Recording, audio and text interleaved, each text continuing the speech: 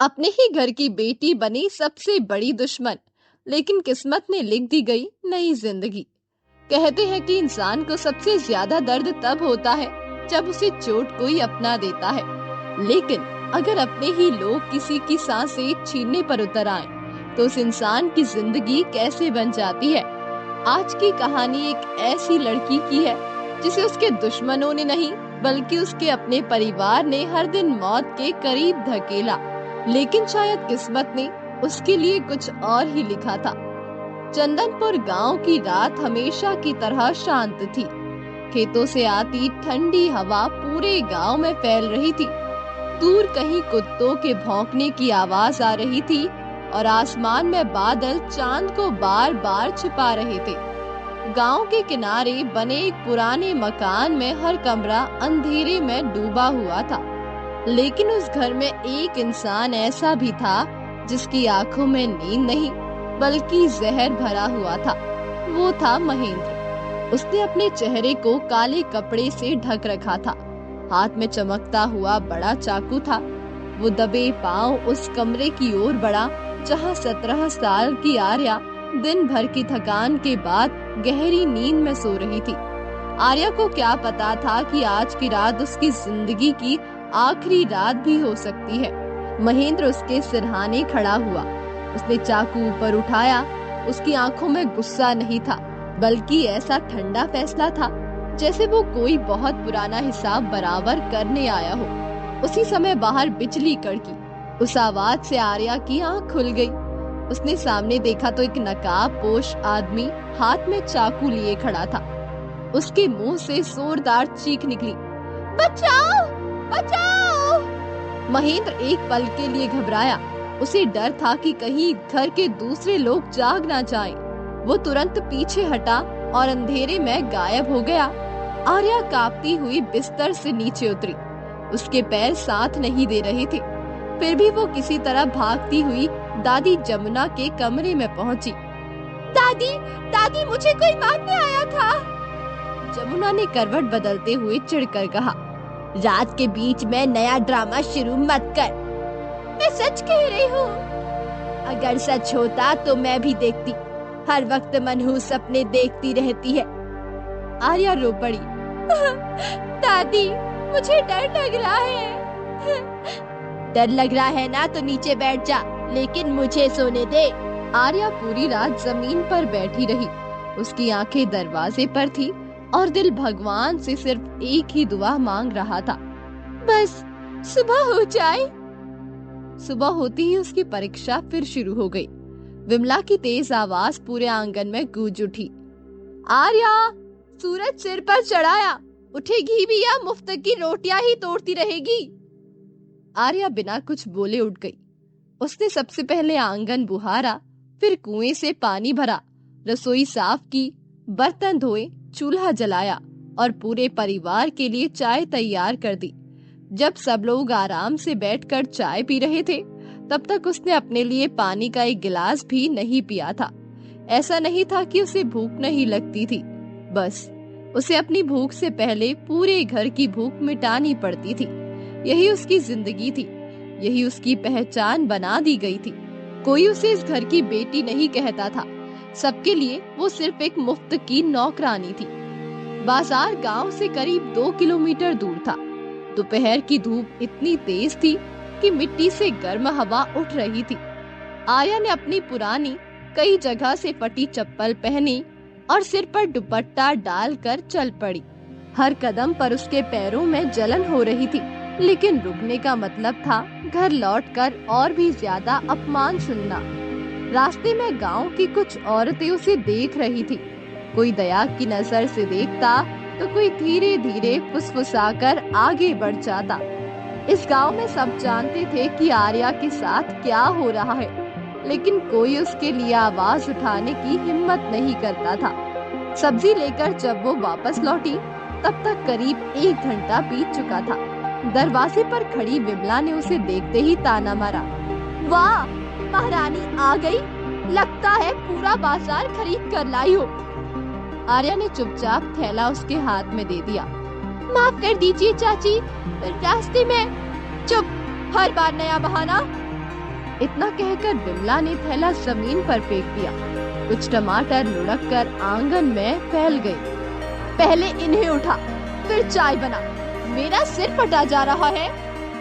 आर्या बिना कुछ बोले चुप गई। उसने धूल से सने टमाटर उठाए, साफ किए और रसोई में चली गई। उधर बरामदे में बैठी जमुना काकी बोली, पहले मेरे सिर में तेल लगा दे, फिर चाय बनाना। आर्या सरसों का तेल लेकर उनके पीछे बैठ गई। वो धीरे धीरे उनके सिर की मालिश करने लगी। आधा घंटा बीत गया। उसकी उंगलियां दर्द करने लगी थी, लेकिन जमुना बार बार कहती, जोर से, अभी आराम नहीं मिला। जब मालिश खत्म हुई तो आर्या के हाथ कांप रहे थे। वो रसोई में पहुंची, चाय बनाई, सबको दी और अंत में बची हुई आधी प्याली अपने लिए रखी। जैसे ही उसने कप उठाया, विमला की आवाज फिर गूंजी, अभी तक यही खड़ी है, जाकर बर्तन धो। आर्या ने वो आधी प्याली भी वापस रख दी। उस दिन उसने दोपहर का खाना भी ठीक से नहीं खाया। रात को जब पूरा परिवार खाना खाकर अपने अपने कमरों में चला गया, तब आर्या ने रसोई में बची हुई 2 सूखी रोटियां और थोड़ी सी दाल खाई। उसके लिए यही रोज का भोजन था। उसी समय महेंद्र अपने कमरे में बैठा था।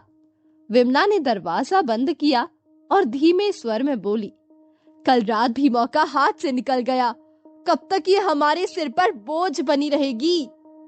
महेंद्र ने गहरी सांस ली। हाँ, मैंने पूरी कोशिश की थी, लेकिन उसकी आंख खुल गई। अब क्या करोगे? महेंद्र की आंखों में कठोरता उतर आई। अब ऐसा तरीका अपनाऊंगा कि किसी को शक भी नहीं होगा। दोनों एक दूसरे को देखकर मुस्कुराए। उन्हें नहीं पता था कि कमरे के बाहर से गुजरती आर्या ने उनकी आखिरी बात सुन ली थी। वो वही ठिठक गई। उसके हाथ से पानी का लोटा लगभग छूट गया। उसका दिल जोर जोर से धड़कने लगा। क्या सचमुच चाचा चाची उसे मारना चाहते थे? उस रात पहली बार उसे समझ आया कि पिछली रात देखा हुआ चाकू कोई सपना नहीं था, वो हकीकत था। लेकिन उसके पास ना कोई सबूत था, ना कोई ऐसा अपना जिस पर वो भरोसा कर सके। उसने आसमान की ओर देखा और मन ही मन कहा, हे भगवान, अगर मैंने किसी का बुरा नहीं किया तो मेरी रक्षा भी आप ही करना, क्योंकि इस दुनिया में मेरा अपना कोई नहीं है। रात जैसे तैसे बीत गई, लेकिन अगली सुबह आर्या की आंखों में नींद नहीं थी। पूरी रात उसके कानों में महेंद्र और विमला की वही बातें गूंजती रही। अब ऐसा तरीका अपनाऊंगा कि किसी को शक भी नहीं होगा। वो कई बार सोचती कि दादी को सब कुछ बता दे, फिर खुद ही चुप हो जाती। जब उन्होंने रात को उसकी बात पर भरोसा नहीं किया तो अब क्या करती? सुबह होते ही हमेशा की तरह काम शुरू हो गया। झाड़ू, बर्तन, पानी, चूल्हा, जानवरों का चारा, रसोई, सारा घर उसके भरोसे चलता था। लेकिन उसके हिस्से में कभी दो प्यार के शब्द नहीं आते थे। करीब दोपहर के समय महेंद्र आंगन में बैठा रस्सी बांध रहा था। उसके चेहरे पर अजीब सी शांति थी। विमला धीरे से उसके पास आई। आज शाम अच्छा मौका है। महेंद्र ने ऊपर देखा। सब तैयारी हो गई? हाँ, मैंने आर्या को खुद जंगल से सूखी लकड़ियां लाने भेजने का बहाना सोच लिया है। महेंद्र के होठों पर हल्की मुस्कान आ गई। आज अगर सब ठीक रहा तो गांव वाले यही समझेंगे कि जंगल में आग लगने से हादसा हुआ। दोनों की बातें सुनकर बरामदे में खेल रहा करण भी मुस्कुरा दिया। उसे पूरी सच्चाई तो नहीं पता थी, लेकिन इतना जरूर समझता था कि घर के बड़े लोग आर्या को पसंद नहीं करते। शाम ढलने लगी। आसमान पर लालिमा फैल चुकी थी। विमला ने ऊंची आवाज लगाई, आर्या। जी चाची। रसोई के लिए सूखी लकड़ियां खत्म हो गई है, पीछे वाले जंगल से ले आ। आर्या घबरा गई। चाची, अंधेरा होने वाला है। तो क्या हुआ? वहाँ सांप भी निकलते हैं। सांप तुझे नहीं काटेंगे, तू पहले ही हमारे लिए मुसीबत बनी हुई है। जा और जल्दी लौट। आर्या कुछ कहना चाहती थी, लेकिन शब्द गले में ही अटक गई। उसने खाली टोकरी उठाई और अकेली जंगल की तरफ चल पड़ी। जंगल में चारों तरफ सन्नाटा था। सूखे पत्तों पर उसके कदमों की आवाज साफ सुनाई दे रही थी। वो जल्दी जल्दी लकड़ियां इकट्ठा करने लगी ताकि अंधेरा होने से पहले घर पहुंच सके। उसे बिल्कुल भी अंदाजा नहीं था कि कुछ दूरी पर झाड़ियों के पीछे महेंद्र पहले से छिपा बैठा था। उसके हाथ में मिट्टी के तेल की छोटी कैन थी। आर्या जैसे ही जंगल के थोड़ा अंदर पहुंची, महेंद्र ने चारों तरफ सूखी घास पर मिट्टी का तेल छिड़कना शुरू कर दिया। फिर उसने जेब से माचिस निकाली, एक तिल्ली जलाई और सूखी घास पर फेंक दी। पल भर में आग भड़क उठी। तेज हवा के कारण लपटें चारों तरफ फैलने लगी। आर्या ने पीछे मुड़कर देखा। उसका चेहरा सफेद पड़ गया। चारों ओर आग की दीवार खड़ी हो चुकी थी। उसके हाथ से लकड़ियों की टोकरी गिर गई। बचाओ, कोई है, बचाओ मुझे! उसकी आवाज पूरे जंगल में गूंज उठी, लेकिन वहाँ सुनने वाला कोई नहीं था, या शायद कोई सुनकर भी सामने नहीं आना चाहता था। आर्या की चीख पूरे जंगल में गूंज रही थी। चारों तरफ आग की लपटें तेजी से फैल रही थी। सूखी झाड़ियां एक एक करके जलने लगी। गर्म हवा उसके चेहरे से टकरा रही थी और धुएं के कारण उसका सांस लेना भी मुश्किल हो गया था। वो घबराकर इधर उधर भागने लगी, लेकिन जहाँ भी जाती आग पहले से उसका रास्ता रोक चुकी होती। उसकी आंखों से आंसू बहने लगे। हे भगवान, क्या आज मेरी जिंदगी यही खत्म हो जाएगी? उसी समय उसकी नजर एक बड़े पत्थर के पीछे बनी सकरी पगडंडी पर पड़ी। वहाँ भी आग पूरी तरह नहीं पहुँची थी। आर्या ने बिना एक पल गवाए अपनी सारी हिम्मत जुटाई और उसी तरफ दौड़ पड़ी। दौड़ते दौड़ते उसके पैर कांटों से लहूलुहान हो गए। कपड़ों का किनारा आग की लपटों से छू गया, जिसे उसने घबराकर हाथ से बुझा दिया। कई मिनट तक जान बचाने की कोशिश करने के बाद आखिरकार वो जंगल से बाहर निकल आई। वो जमीन पर घुटनों के बल बैठ गई और तेज तेज सांसें लेने लगी। उसका पूरा शरीर कांप रहा था। कुछ देर बाद वो किसी तरह उठी और घर की ओर चल पड़ी। घर पहुंचते पहुंचते रात हो चुकी थी। दरवाजे पर महेंद्र, विमला और जमुना काकी और बाकी परिवार खाना खा रहे थे। आर्या को उस हालत में देखकर भी किसी के चेहरे पर चिंता नहीं आई।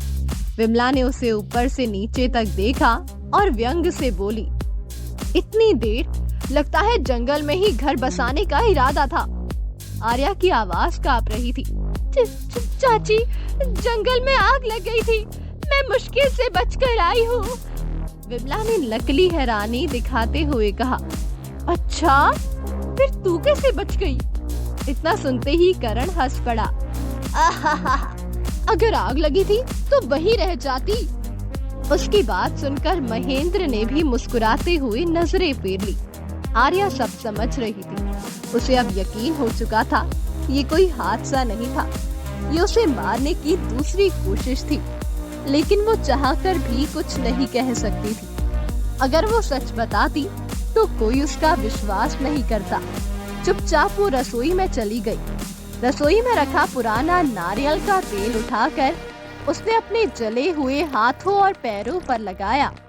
दर्द इतना था कि उसकी आंखों से आंसू अपने आप निकल रहे थे, लेकिन उन आंसुओं को देखने वाला कोई नहीं था। उस रात वो अपने छोटे से कमरे में बैठी भगवान की टूटी हुई तस्वीर के सामने देर तक रोती रही। मैंने किसी का क्या बिगाड़ा है? अगर मेरे जन्म में मेरी कोई गलती नहीं थी तो मुझे सजा क्यों मिल रही है? क्या मैं सच में इस घर के लिए बोझ हूँ? सवाल बहुत थे, लेकिन जवाब देने वाला कोई नहीं था। रोते रोते उसकी नजर दीवार पर टंगी अपने माता पिता की धुंधली तस्वीर पर गई। वो धीरे से तस्वीर के पास गई, उसे अपने सीने से लगाया और फूट फूट कर रोने लगी। उसे अपने माँ बाप का चेहरा भी ठीक से याद नहीं था। वो बहुत छोटी थी जब एक सड़क हादसे में दोनों की मौत हो गई थी। उस दिन के बाद से उसकी सारी दुनिया बदल गई थी। चाचा महेंद्र उसे अपने घर तो ले आए, लेकिन कभी बेटी की तरह अपनाया नहीं। धीरे धीरे गांव में ये अफवाह फैल गई कि आर्या के जन्म के बाद ही गांव में कई बुरी घटनाएं हुई थी। किसी ने कहा मंदिर की दीवार टूट गई थी, किसी ने कहा खेतों में आग लग गई थी, किसी ने कहा उसके माता पिता की मौत भी उसी के अशुभ भाग्य की वजह से हुई। इन झूठी बातों ने लोगों के मन में ऐसा जहर घोल दिया कि पूरे गांव ने आर्या से दूरी बना ली। महेंद्र और विमला ने भी उसी अंधविश्वास को सच मान लिया, या शायद उसे अपने स्वार्थ का बहाना बना लिया। अब उनके लिए आर्या कोई इंसान नहीं थी, बल्कि एक ऐसा बोझ थी जिससे वे हर कीमत पर छुटकारा पाना चाहते थे। उधर उसी रात महेंद्र और विमला फिर अपने कमरे में बैठे थे। विमला ने नाराज होकर कहा, 2 बार मौका मिला फिर भी काम नहीं हुआ। महेंद्र ने मुट्ठी बींच ली, अब गलती नहीं होगी तो अगली बार क्या करोगे? महेंद्र ने धीमी आवाज में कहा, इस बार ऐसा जाल बिछाऊंगा कि वो खुद हमारे हाथों से नहीं अपनी किस्मत से मरेगी। दोनों की आंखों में फिर वही खतरनाक चमक लौट आई और उन्हें बिल्कुल भी अंदाजा नहीं था कि किस्मत ने आर्या के लिए अब एक ऐसा मोड़ लिख दिया था जो उनकी पूरी जिंदगी बदलने वाला था। महेंद्र की आखिरी बात सुनकर विमला के चेहरे पर एक खतरनाक मुस्कान फैल गई। इस बार कोई गलती नहीं होनी चाहिए, अगर ये जिंदा रही तो एक दिन हमारे लिए मुसीबत बन जाएगी। महेंद्र ने आत्मविश्वास से कहा, अब की बार ऐसा होगा कि गांव वाले भी कहेगा जो हुआ किस्मत में लिखा था। दोनों हंस पड़ी।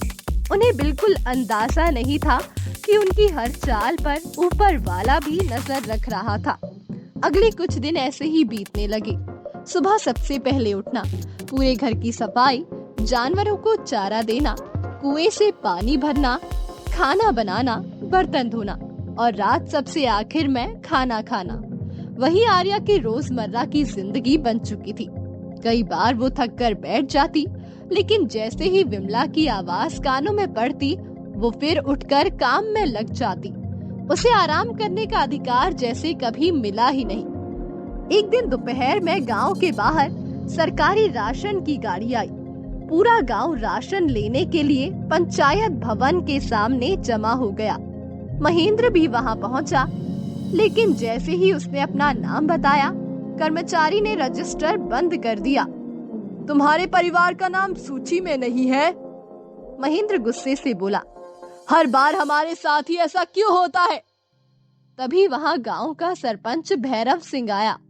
उसके चेहरे पर बनावटी मुस्कान थी। उसने महेंद्र को अलग ले जाकर कहा, तुम्हारी परेशानी मुझे पता है, फिर मदद क्यों नहीं करते? भैरव सिंह धीरे से बोला, मदद कर सकता हूँ, लेकिन पहले तुम्हें भी मेरे लिए काम करना होगा। महेंद्र चौंक गया, कैसा काम? सरपंच ने इधर उधर देखा कि कोई सुन तो नहीं रहा, फिर उसके कानों के पास झुककर बोला, जब तक वो लड़की तुम्हारे घर में रहेगी कोई सरकारी सुविधा नहीं मिलेगी। मतलब साफ है, या तो उसे हमेशा के लिए अपने रास्ते से हटाओ या फिर अपने ही घर से कहीं दूर छोड़ाओ। महेंद्र कुछ पल तक चुप रहा। और अगर मैंने ऐसा कर दिया? भैरव सिंह मुस्कुराया, तो राशन भी मिलेगा, सरकारी योजना भी और बाकी सुविधाएं भी। इतना कहकर वो वहां से चला गया। महेंद्र काफी देर तक वहीं खड़ा सोचता रहा। उसके मन में पहली बार हत्या से भी आसान एक रास्ता आया। अगर आर्या हमेशा के लिए गायब हो जाए तो किसी को शक भी नहीं होगा। शाम को घर पहुंचते ही उसने सारी बात विमला और जमुना काकी को बताई। तीनों देर तक चुप बैठे रहे। फिर जमुना बोली, मारने की बहुत कोशिश कर ली, अब इसे कहीं ऐसी जगह छोड़ दो जहाँ से ये कभी वापस ही ना आ सके। विमला ने तुरंत पूछा, लेकिन कहाँ? महेंद्र की आंखों में चमक आ गई। अगले हफ्ते कुलदेवी का बड़ा मेला है, हजारों लोग आएंगे। अगर वही भीड़ में छोड़ दिया तो कोई कभी इसे ढूंढ नहीं पाएगा। तीनों के चेहरों पर संतोष दिखाई देने लगा। उन्हें लग रहा था अब उनकी सारी परेशानियां खत्म होने वाली है। लेकिन उन्हें नहीं पता था कि वही मेला आर्या की बर्बादी नहीं बल्कि उसकी नई जिंदगी की शुरुआत बनने वाला था। उधर आर्या को इन सब बातों की कोई खबर नहीं थी। वो उसी तरह घर के कामों में लगी हुई थी। रात को जब वो अपने कमरे में सोने गई तो पहली बार कई दिनों बाद उसके चेहरे पर हल्की सी मुस्कान थी। उसे लगा शायद अब चाची चाचा बदल गए हैं, क्योंकि पिछले कुछ दिनों से उन्होंने उसे डांटना थोड़ा कम कर दिया था। लेकिन वो नहीं जानती थी कि ये शांति आने वाले सबसे बड़े तूफान से पहले की खामोशी थी। अगले कुछ दिन हैरानी भरे थे। आर्या ने पहली बार महसूस किया कि चाची विमला उसे पहले जितना नहीं डांट रही थी। महेंद्र भी बिना वजह उस पर चिल्लाना बंद कर चुका था। जमुना काकी भी अब कभी कभी उससे सामान्य लहजे में बात कर लेती थी। ये बदलाव देखकर आर्या के मन में उम्मीद की एक छोटी सी किरण जगी। उसे लगा शायद इतने सालों बाद उसके अपने बदल रहे हैं।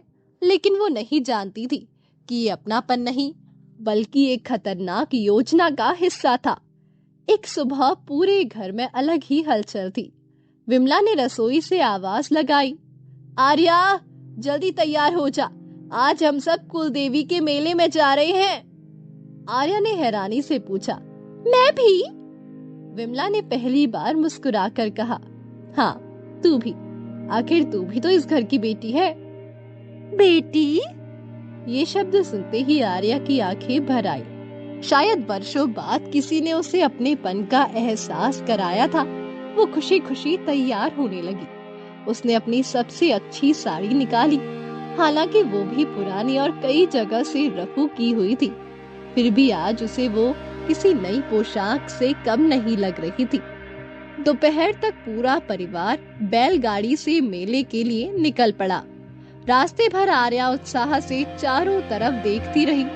उसे याद भी नहीं था कि आखिरी बार वो घर से इतनी दूर कब निकली थी। मेले के पास पहुंचते ही चारों तरफ रौनक फैल गई। झूले, मिठाइयों की दुकानें, खिलौने, बांसुरी की आवाज, ढोल की थाप, बच्चों की खिलखिलाहट, हर तरफ खुशियों का माहौल था। आर्या की आंखें पहली बार इतनी चमक देख रही थी। उसने धीरे से कहा, चाची क्या मैं वो रंगीन चूड़ियां देख सकती हूँ? विमला ने प्यार से जवाब दिया, जरूर, पहले मंदिर में दर्शन कर ले, फिर खरीद देंगे। आर्या की खुशी का ठिकाना नहीं था। उसे लगा शायद सचमुच उसके जीवन का बुरा समय खत्म हो रहा है। मंदिर में दर्शन करने के बाद सब लोग मेले में घूमने लगे। महेंद्र बार बार इधर उधर देख रहा था। वो किसी सही मौके का इंतजार कर रहा था। कुछ देर बाद उसने करण को इशारा किया। करण समझ गया। वो आर्या के पास आया, दीदी उधर बहुत सुंदर कठपुतली का खेल चल रहा है, चलो दिखाता हूँ। आर्या उसके साथ चल पड़ी। कुछ दूर जाकर करण बोला, आप यही रुको, मैं चाचा को बुला कर लाता हूँ। आर्या मुस्कुराकर वहीं खड़ी हो गई। उसे क्या पता था कि करण वापस आने वाला ही नहीं है। 5 मिनट बीते, फिर 10 मिनट, फिर आधा घंटा। आर्या की मुस्कान धीरे धीरे चिंता में बदल गई। उसने आसपास देखा, न महेंद्र, न विमला, न जमुना काकी, न करण, कोई भी दिखाई नहीं दे रहा था। उसने घबराकर भीड़ में दौड़ना शुरू किया। चाची, चाचा, करण! उसकी आवाज मेले के शोर में कहीं खो गई। वो एक दुकान से दूसरी दुकान तक भागती रही। हर चेहरे को गौर से देखती रही। हर बार उम्मीद करती अगले मोड़ पर शायद परिवार मिल जाए, लेकिन हर बार निराशा ही हाथ लगी। उधर दूसरी तरफ महेंद्र, विमला और बाकी लोग मेले से बाहर निकल चुके थे। बैलगाड़ी में बैठते हुए विमला ने पीछे मुड़कर देखा। अब वो कभी वापस नहीं आएगी। महेंद्र ने ठंडी सांस लेते हुए कहा, जिसे अपना गांव तक ठीक से नहीं पता, वो घर का रास्ता क्या ढूंढेगी। जमुना काकी ने भगवान की ओर देखकर कहा, जो होना था हो गया, अब हमारे घर की मुसीबत खत्म। बैलगाड़ी धीरे धीरे गांव की तरफ चल पड़ी और इधर आर्या अब भी उसी मेले में अकेली खड़ी थी। सूरज ढल चुका था। दुकानदार अपनी दुकानें समेटने लगे थे। भीड़ कम होती जा रही थी। डर अब उसके चेहरे पर साफ दिखाई दे रहा था। उसकी आंखों से लगातार आंसू बह रहे थे। वो बुदबुदाई, उन्होंने मुझे छोड़ दिया। मेरे अपने सचमुच मुझे छोड़कर चले गए। इतना कहते ही उसकी हिम्मत जवाब दे गई। वो वही जमीन पर बैठकर फूट फूट कर रोने लगी। उसे बिल्कुल अंदाजा नहीं था कि कुछ ही दूर खड़ा एक युवक पिछले 1 घंटे से उसे देख रहा था और यही मुलाकात उसकी पूरी जिंदगी बदलने वाली थी। ये युवक कुछ देर तक दूर खड़ा आर्या को देखता रहा। उसके चेहरे पर डर साफ दिखाई दे रहा था। आखिरकार वो उसके पास आया और धीरे से बोला, बहन जी, आप काफी देर से यहीं बैठी है, सब ठीक है? आर्या ने आंसू पोंछते हुए सिर उठाया। मेरा परिवार मुझे छोड़कर चला गया। युवक का नाम आरव था। वो अपने दोस्त की दुकान पर मेले में मदद करने आया था। पिछले काफी समय से वो आर्या को अपने परिवार को ढूंढते हुए देख रहा था। आरव ने शांत स्वर में कहा, घबराइए मत, पहले मुझे अपने गांव का नाम बताइए। आर्या ने कांपती आवाज में चंदनपुर का नाम बताया। आरव ने अपने मोबाइल में रास्ता देखा और अपनी बाइक निकाल लाया। मैं आपको आपके गांव छोड़ देता हूँ। रास्ते भर दोनों के बीच बहुत कम बातें हुई। आर्या पूरे रास्ते यही सोचती रही कि आखिर उसके अपने लोग उसके साथ ऐसा क्यों कर सकते हैं। जब दोनों घर पहुँचे तो महेंद्र और विमला का चेहरा उतर गया। उन्हें यकीन ही नहीं हुआ कि आर्या वापस आ गई है। महेंद्र ने झूठी हैरानी दिखाते हुए पूछा, अरे तू यहाँ कैसे पहुँची? आर्या ने सिर्फ इतना कहा, एक अच्छे इंसान ने मेरी मदद कर दी। आर्या बिना कुछ कहे वहाँ से चला गया, लेकिन जाते जाते उसके मन में एक सवाल रह गया।